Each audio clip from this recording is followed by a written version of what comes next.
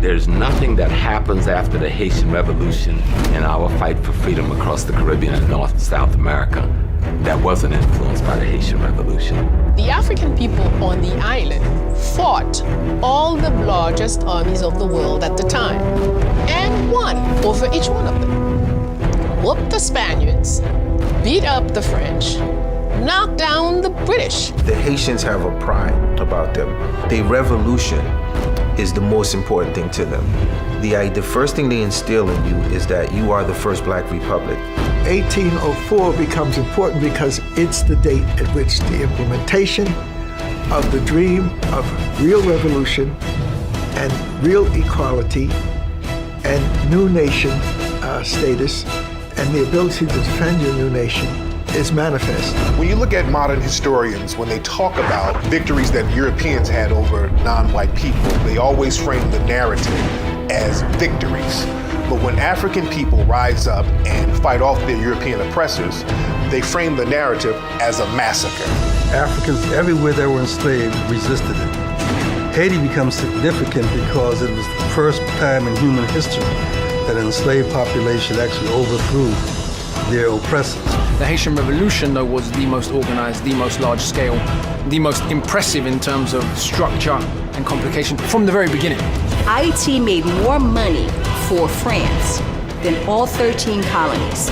The Haitian Revolution was very influential, particularly amongst Africans. It was seen as an inspiration for Africans in this hemisphere, just as it was seen as a horror by those who held slavery here. There is a concept that we must defeat Haiti. We must ground them into the ground. We can never let them rise. They are an example of Black power. They are an example of what happens when people who are oppressed decide to stop being oppressed.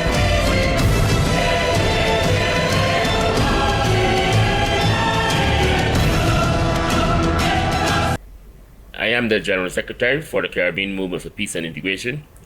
I am very happy to be here in Colombia to participate in a very important conference organized by the Black Alliance for Peace. And let me say, I am very disappointed with the leadership of CARICOM. CARICOM have joined with the forces of the United States of America, Canada, and other Western European nations to organize against the Haitian people. And because of that, our movement is bitter and angry with CARICOM. Because if CARICOM wanted to do something, they would have joined with the friends of the Haitian people. And the only two nations in the Americas that are the friends of the Haitian people are Venezuela and Cuba. Because we can look back at the past when the Haitian people were suffering from a major earthquake. It is Venezuela that assisted them in constructing the houses. When they were suffering with medical issues, it was Cuba who sent over 400 medical persons to Haiti to assist the Haitian people. And if CARICOM really wanted to help the Haitian people, then they should have into some kind of discussions with the real friends of Haiti. Folks, this right here epitomizes neo-colonialism. If you're not familiar with the term, you won't grasp the current situation in Haiti. Just 2 days ago, representatives from all CARICOM nations, along with U.S. Secretary of State Antony Blinken, gathered to discuss Haiti's future. Strikingly, not a single Haitian was present. We've witnessed this before, in the Berlin Conference of 1884, where European powers convened to deliberate the fate of the African continent, ultimately carved it up among themselves. CARICOM comprises island nations, with many still under colonial influence. What authority do they have to dictate the affairs of Haiti, a sovereign state since 1804?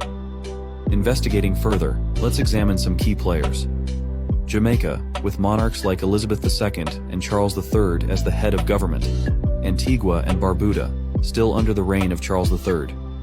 Similarly, the Bahamas and Belize are also under the British monarchy. The pattern repeats across the CARICOM nations. Haiti's resources are being exploited by colonialists in black and brown masks, controlled by imperialists who manipulate oligarchs and politicians to oppress and rob the people. The so-called gangs that were formed to terrorize the population for the benefits of foreign powers have realized the need to dismantle this oppressive system, and frankly, it's hard to disagree. Haiti's perpetual struggles stem from foreign interference, so it follows that the solutions must originate from its own citizens. The CARICOM has no moral standing as far as this issue is concerned at the moment, because CARICOM and the Caribbean in general tends, more often than not, to have betrayed the people of Haiti, yes, when it comes to US and Western imperialism in general. There's one or two times where you can say, all right, something different in Guam, like after the earthquake and them thing there in 2010, there was a lot of galvanizing internationally, really, in relation to aid and so on and so forth. But I was condemning the CARICOM initiative. One, because CARICOM's relationship with Haiti is sketchy, to say the least, and two, because they invited, and I'm using that term advisedly, all right, because really they never invite. They were told to bring on France and America and Canada. I believe that those are the major ones that they were told to bring, and Brazil, I think, and Mexico. Yeah, right. Yeah, and Mexico. Yes, indeed. Yeah. So I am condemning CARICOM. As you should. Right. So I was wanting to get to see what you're saying about the CARICOM meeting and what can you tell us about what took place in this meeting and what they're looking to bring on board? I have to say, first of all, CARICOM has a very dubious relationship with Haiti, because CARICOM never wanted Haiti as part of the CARICOM Caribbean community. They're 50 years old. Haiti became a member of CARICOM in 2002. Right. And before that, we have to be honest that the stereotypes that the West have created of Haiti travels, right? They travel all over, and the anti-Haitianism that exists in the Caribbean is very much a terrible one, right? I mean, even as the CARICOM people are saying that they're supporting Haiti, look, the Bahamas are treating Haitian refugees worse than Donald Trump. Like right now, there are pictures of them. They left them outside with a fence around them in the open air, and then they're deporting them. Jamaica and Barbados are deporting them. So CARICOM has a relationship, and where you can travel to CARICOM countries without visas unless you're Haitian, right? So first of all, let's be real about that, right? And so part of it is CARICOM has, because Haiti is the first and only, really truly revolutionary independent country in the region. The rest of the region, a lot of them look down on Haiti, down to the Vodou religion, down to the language, down to the fact that they were too African, right? And so that's the thing. When and also because we're so numerous. So Haiti's population makes up 50% of CARICOM's population, more than that. So we joined CARICOM, its top population doubled, right? More than doubled, right? So there's that. So you have that long history of like the Francophone countries that are still colonies of France. You have Jamaica, who says it's independent, but its highest court is still Vichy in London, right? So we have that, right? And so this is the CARICOM we're talking about. The one time, I gotta say, the only time CARICOM helped Haiti was in 2003 under PJ Patterson, who was prime minister of Jamaica, but also the chairman of the CARICOM. And he was the one that actually was really trying to help Aristide as the onslaught of the foreign powers were coming in. And even after the US removed Aristide from power, Jamaica refused to acknowledge this imposed government that the U.S. put on us, refused to deal with it, and also kept asking the UN for an investigation on how it is that U.S. Marines can remove our president. The UN kept dismissing him. So P.J. Patterson was also behind Haiti joining CARICOM. No one else wanted to join CARICOM. So the nerve of these little countries to now say they're going to help Haiti is astounding, right? So that's the first. And the Haitians are incensed, right?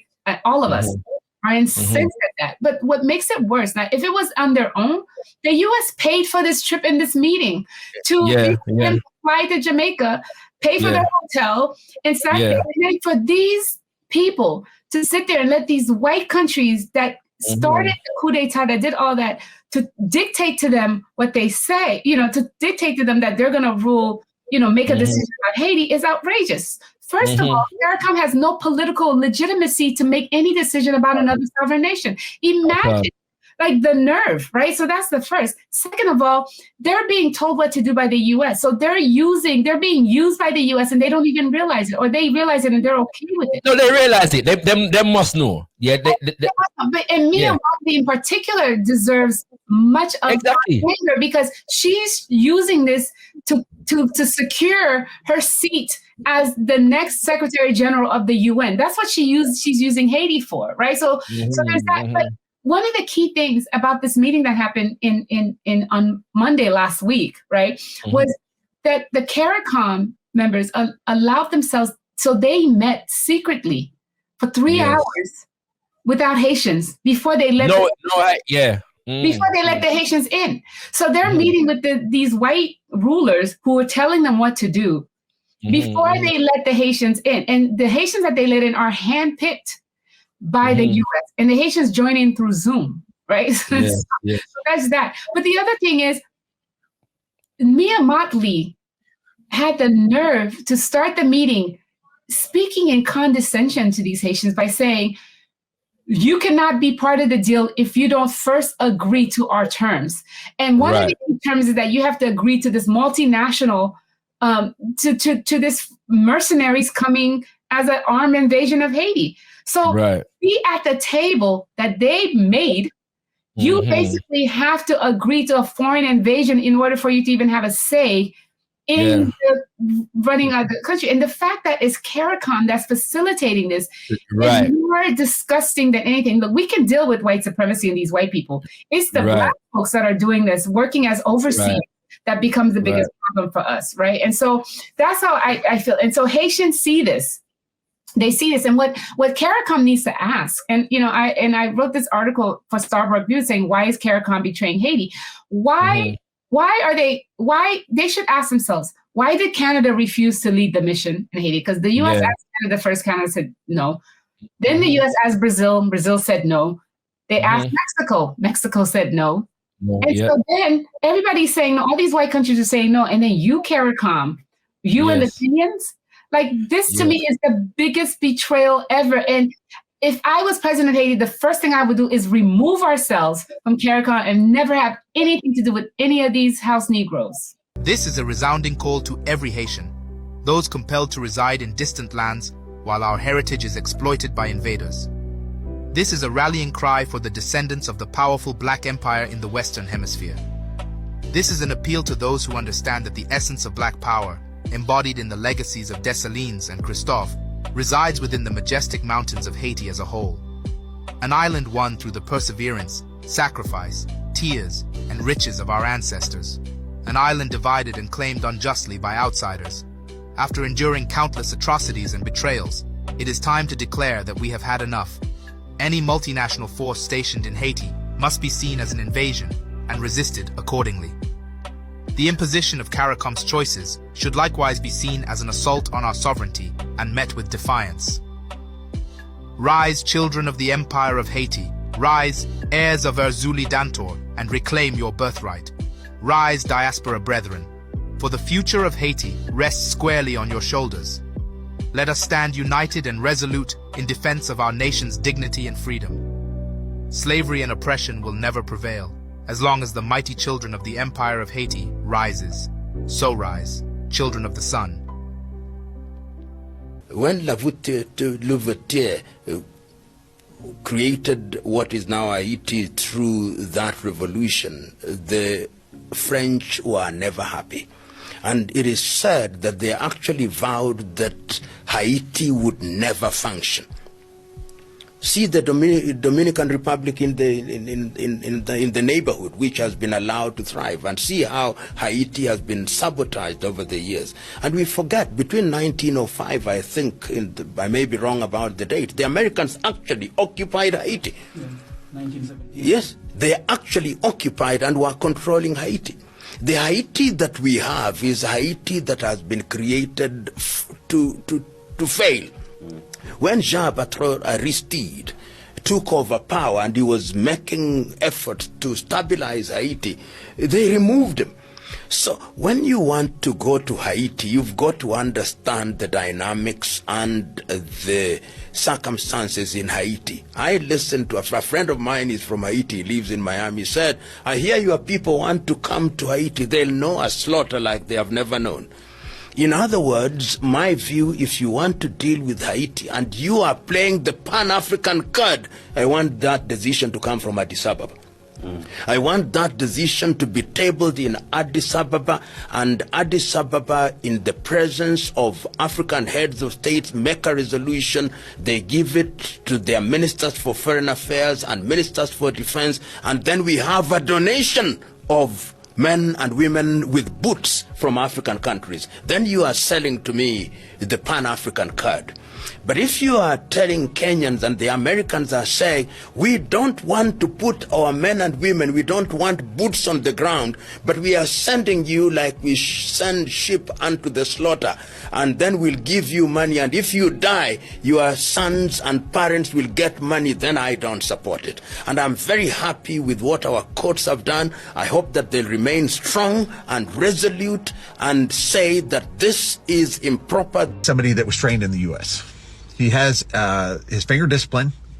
He's on point with that. He's carrying what they call a C-clamp, a hard grip clamp on the front of the rifle with a 45-degree grip.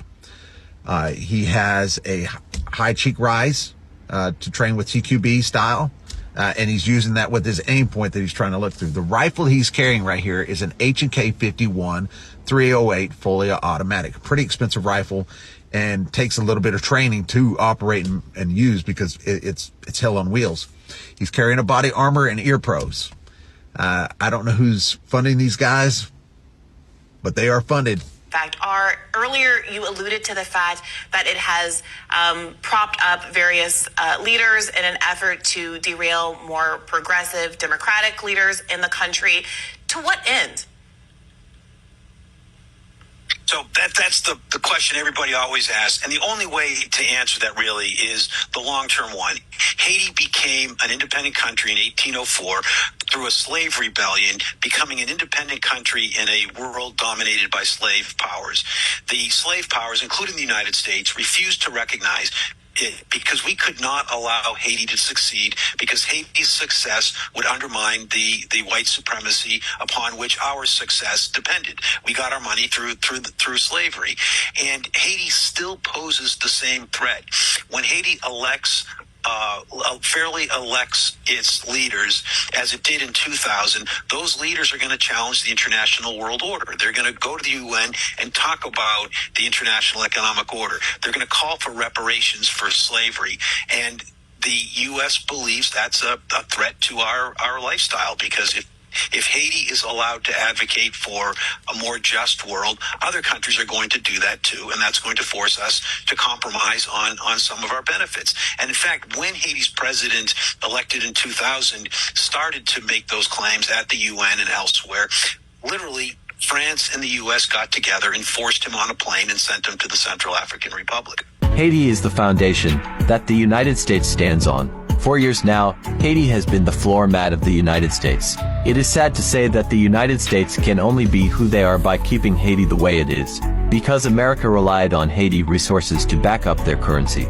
As we all know that on December 17, 1914, a U.S. Marine went to the gold reserve of Haiti and stole the gold. Since then, Haiti became their source of gold.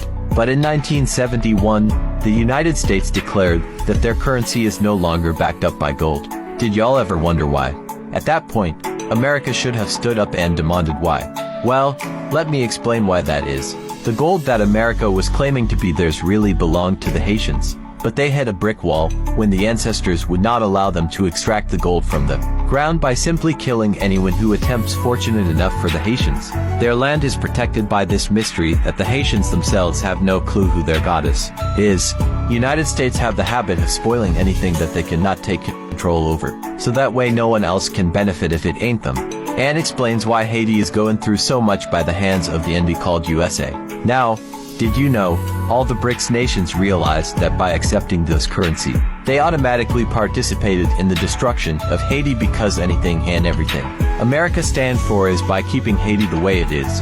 Once Hariri removes itself from underneath, watch the tower collapse. Because Haiti is the foundation of this American empire. Gog family in Haiti named Bossa. These guys are fighting each other for control of that business. And they are the real warlords behind the street gangs. You know, those young people that you see walking around with dirty clothes, you know, yet they are carrying weapons that are each worth $7,000 or $8,000. I mean, anybody should ask themselves that question. How can you have these expensive weapons and ammunition and then you don't have proper clothes on you? But that's because these so-called gangs were manufactured. They are foot soldiers for millionaires and billionaires in Haiti who are the real warlords. And we know their names, and it is because they have private ports, which the Haitian society has been saying this is an anomaly. You cannot have private ports on an island nation. The ports are supposed to be under the control of the state, okay? But they've been getting regular weapons coming into the country. Because they are private ports, these weapons leave the United States. When you do a verification, almost 99% of these weapons come from the United States. How come the United States doesn't stop those weapons from leaving its territory when there is an arms embargo on Haiti? And on top of that, the grade of these weapons, I mean, I'm not an expert in weapons, but I have friends who work in the armies and stuff like that, and they tell me those weapons are illegal even for the police force. They're supposed to be used by militaries in war situations, okay? Because these are very high caliber stuff, okay? But they still enter Haiti. They've been entering Haiti since at least 2013, 2014, where I have done some searches on the web. And Port Lafitte, which is owned by this man, Gilbert Bijot, and the former fake president, Michel Martelly, that's where these weapons are coming from. Now, they make this sound like some kind of mystery, and these weapons just happen to show up. Well, even if, let's say, it wasn't those private ports where these weapons were coming from, how do these weapons get into the enclaves of the street gangs when these guys are in conflict with each other? They are rival gangs, and these gangs barely have the opportunity to leave their enclaves. Okay, so that means the weapons go to them. Okay, it's not those 14-year-old, 15-year-old kids who are, you know, who have contacts in Florida, you know, to order these weapons. And when they do the kidnappings, and they've, you know, because of social media, some of them are, you know, very thirsty for recognition, and they do, you know, live Facebook and live YouTube videos, and they say it. They say, you know, when we kidnap people, you know, it's, you know, maybe 5% of the money that stays with us, and we give the money to the white oligarchs. Okay, they are the ones in Haiti who live either up the mountains of Port-au-Prince or in Florida. Here are 5 fun facts you didn't know about Haiti. Most people know Haiti was the first free black nation post-colonialism in 1804, but here are 5 fun facts you didn't know about the country. Haitian Navy was recruited to help America, yes, you heard that right, America fight in the siege of Savannah in the Revolutionary War in 1779. About 500 Haitian soldiers were in Savannah to help America fight against the British. Haiti is the country in the Caribbean with the most variations of rice, and I will biasly and unbiasedly say the best rice. Shout out to Jerry John. Undisputed. Haiti was a conduit for freedom in all of LATAM. More specifically on the island of Hispaniola, we freed DR twice from Spain. That history is deep, but yes, we helped most of the places in Latin America gain their freedom as they were inspired by our strive for freedom. Without Haiti, without Dessalines, without Toussaint Louverture defeating Napoleon, there would be no Louisiana. Due to the nature of the rebellion and slaves now controlling Haiti, thousands of Haitians, the mulatto, the elites, and the newly black freedmen left Haiti and moved to the newly acquired Louisiana Purchase. They were called Les Jeunes de Couleur Libre, and they accounted for 25% of the population.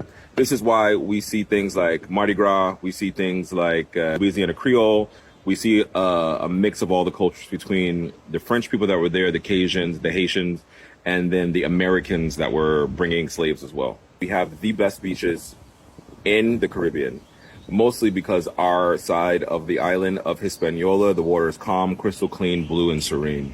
Most of the mangoes you guys are eating in America come from Haiti, especially if you get them from Whole Foods.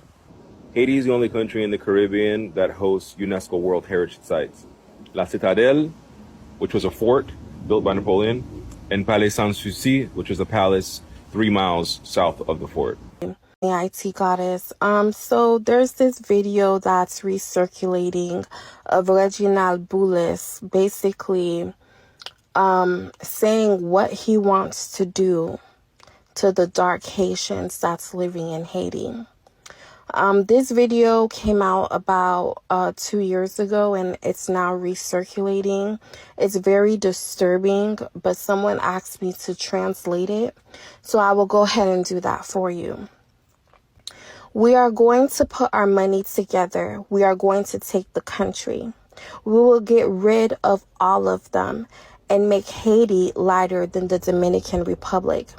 We will eliminate most of the dark ones, and we will make the rest mixed with mulattoes. We will make a light country just like Dominican Republic. These blacks, we must ruin them. We don't fear these people. All of the riches in the country belongs to us. We own the banks, the hospitals, and the businesses. We own the whole country. They have rocks, we have arms. They say we have no rights to this land. They say Dessalines fought for this land. We want them to know that Pétion also fought, and we are descendants of Pétion. That is so crazy. He also says, we own all the riches in the country, and we send our wealth overseas. We have houses everywhere. We must go head to head with them. In fact, what did he say? In fact, we will pay them to unalive each other because they are hungry and dirty. We will use our money to destroy them. Pétion wasn't weak when he was alive. Dessalines divided the country. What did he say? He said Dessalines, when we unalived Dessalines, we divided the country. Did we not thrive? He also says, pass the message. This country belongs to us. We are direct French descent, and they need to go back to Africa. We control everything. Why are you scared? The French is backing us. Because so many times we hear about the people who's doing the so-called bad work, like Barbecue and Izo and Katsa Mauzo and Tilapli. But we never talk about their bosses, right? Well, here, ladies and gentlemen, this is their bosses. The so-called millionaires and billionaires that currently has their feet on the necks of the Haitian citizens. These people are the ruling class, the oligarchs of Haiti, the prestigious class of people. This is the 5% of Haiti. So these people, they say they're Haitian. I'm not going to say they're not Haitian based off of their skin color. I'm not, a nationalist to that level. If they say they're Haitian, listen, I'm not going to argue. They have Haitian birth certificates, Haitian passports. So it is what it is, right? But my thing is, if you say you're Haitian, why are you so against the Haitian people?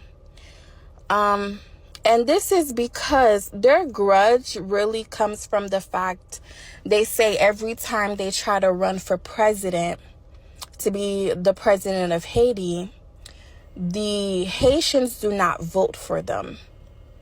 So because they're upset about not getting the votes from the people, now they're just going to break the country however way they want. They rig elections. If they don't like you, they pay somebody to take you out. You can't open a business in Haiti because if these people see you as their competition, they will literally take you out. But my issue with them is if you say you're Haitian and you say you love the Haitian people, why are you holding all your wealth just for yourself? You know, you have your own private schools, you have your own private hospitals, but what about the citizens of Haiti? You know, where's the hospitals for us? Where's the schools for us? These are the people who make decisions on behalf of Haiti. But they're not letting the average Haitian have a seat at the table when these decisions are being made. You know, they have their own private hospitals, or sometimes they fly out of the country. But what's happened is a lot of them are being sanctioned by Canada, being sanctioned by the United States as well. And it breaks my heart.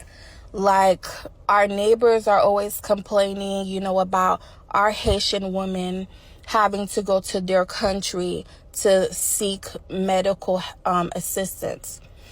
And that shouldn't be the case. When you have a country that has 250 millionaires and billionaires that's living in the country, how is it that they drive by the average people every day and they don't care about how they're living?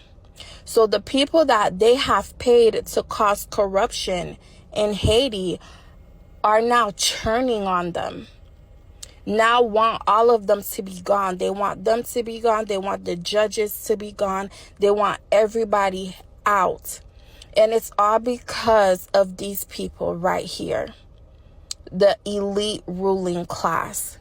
I'm not saying they're not Haitian, but I'm just saying, if you claim to be Haitian and you love the Haitian people, why is it that you don't do anything for the Haitian people? There's no schools, there's no hospital. 90% of the people is living in poverty, while these people are just living their best life, and they claim to be children of Pétion.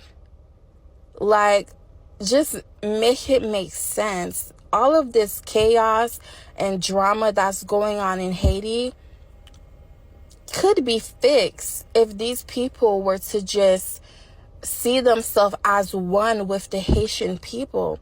But they don't see themselves like us. They think that they're better than us because, you know, they come from French descent, they come from German descent, Lebanese descent.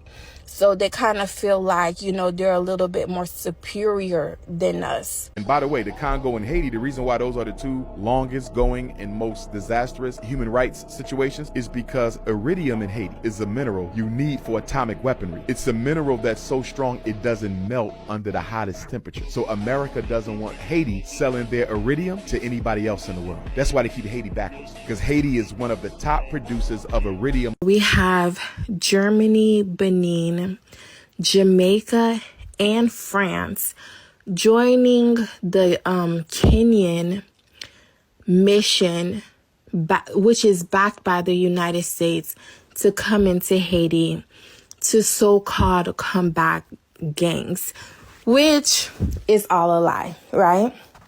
Because we know that if the real situation was to really take care of the gangs that's in Haiti, the United States would have basically backed up the Haitian police themselves, or just paid the Haitian government and got them people who's trained to take on gangs. This is nothing more than just another occupation by the United States. The United States has seen the way us Haitians has reacted to the to the occupations that's happened before in the past. So now this time around, what their plan, their big plan is to just put Kenya as basically the black face, right? So that anything that happens, the United States is just going to say, well, we're just assisting the Kenyans, but it's the Kenyans that's going to be coming in with their police to so-called combat gangs in Haiti. And I want everyone to understand the frustration that us Haitian people, we feel, because this is something that has gone on time and time and time again, where you have the Haitian people that says, no, we do not need the West to come and intervene in whatever is going on into Haiti. Even if it's a gang issue, let Haitians take care of the gang issues. Everyone knows that these gangs have gotten weapons because of the United States, because of Canada, because of France, right?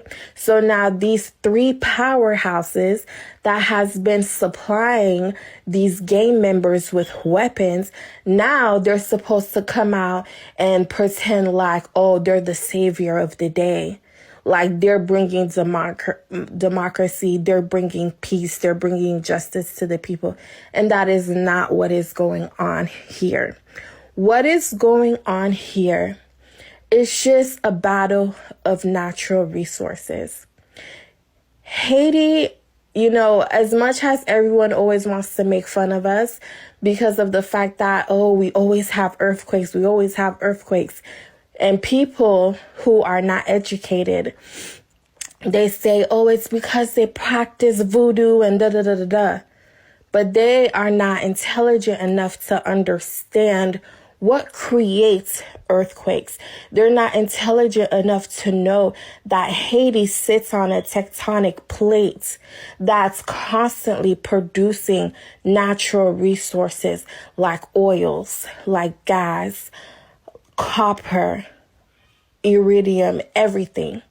And this is what creates the earthquakes that we're always experiencing is because of the resources that lies within the soil of the ground, right? And it's just everybody is coming here to eat. Everyone's coming to Haiti to get rich. And the only people who can't get rich in Haiti is the actual citizens in Haiti. And this whole mission, it's about to be a disaster because they're not going to kill not one gang member. Mark my words.